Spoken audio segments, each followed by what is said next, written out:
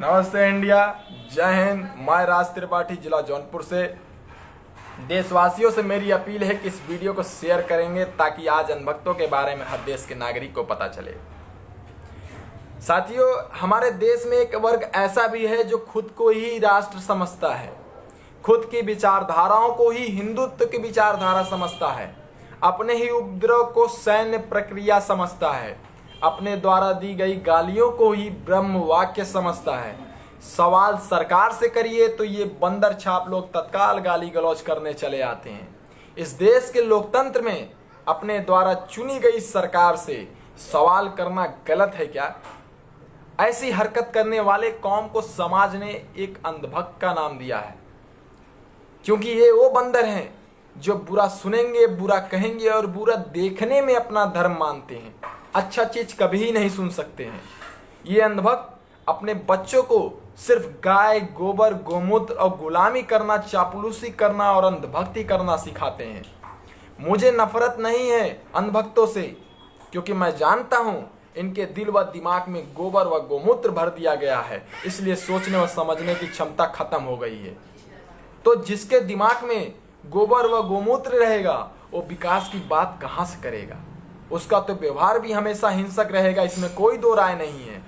खैर, मेरे दिमाग में देश का संविधान है, मेरे दिमाग में इस देश में जन्मे सभी महापुरुषों के विचार हैं, इसलिए मेरी जुबान से अंधभक्तों के लिए गाली नहीं निकल सकती।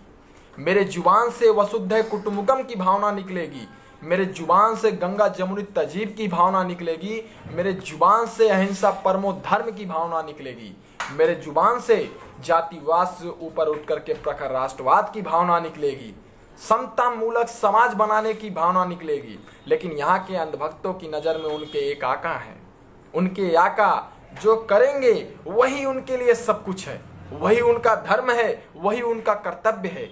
उनके देश की सरहद उनके जुबान से शुरू होती है, उनके गालियों पर खत्म होती है, जबकि मेरे देश की सरहद कश्मीर से कन्याकुमारी तक है और अरुणाचल प्रदेश से लेकर कच्छ गुजरात तक है साथियों। लेकिन उनके देश की सरहद सिर्फ उनकी गालियों से शुरू होती है और गालियों पर ही खत्म होती है। ये सिर्फ अंधभक्त गाली देना ही जानते हैं और ये हिंदुत्व की बात करते हैं। हिंदुत्व की परिभाषा जिन्हें नहीं मालूम वह हिंदुत्व के बारे में बताते हैं। हिंदुत्व इनको पता ही नहीं जो वसुधैव कुटुंबकम की भावना रखती है। ये अंधभक्त अलग से एक हिंदुत्व तैयार करके बैठे हैं। इनका हिंदुत्व सिर्फ इस विषय पर केंद्रित है कि मुसलमान को गाली दे दो, मुसलमान को देश से भगा दो, पाकिस्तान भेज दो, जय श्री राम कहो। सीताराम कहोगे तो हिंदू नहीं हो मेरे भाई। श्री राम के अलावा कृष्ण का नाम ले लो तो हिंदू नहीं हो भाई। माँ भगवती को मानो तो आप हिंदू नहीं हो भाई।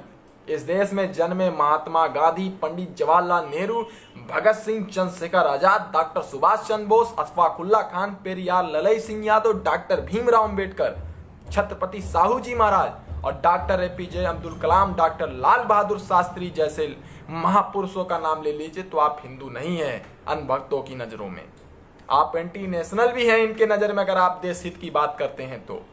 साथियों, गजब का राष्ट्रवाद है इनका। इन बंदरों को समझाए कौन? ये कभी नहीं सुधर सकते, कोई इलाज नहीं है इनका।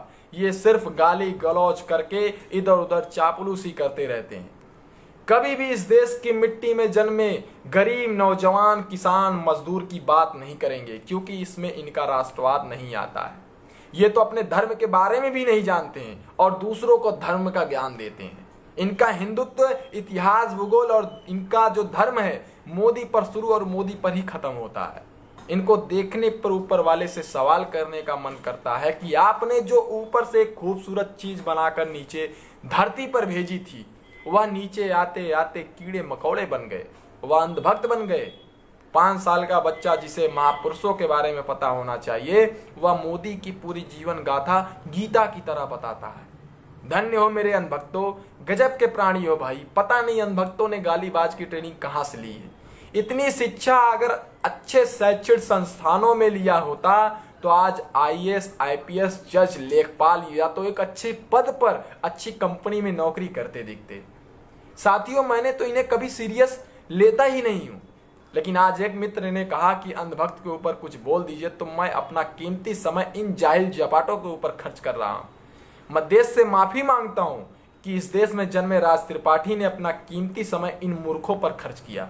इस बात के लिए मैं देश व देशवासियों से क्षमा मांगता हूं। साथियों, अगर आप सभी को मेरी बात अच्छा लगा हो तो एक शेयर अंधभक्तों के नाम करना ना भूलेंगे, क्योंकि इस वक्त देश में आप भी अपना एक कीमती समय इन अंधभक्तों के लिए खर्च कर रहे हैं। धन्यवाद।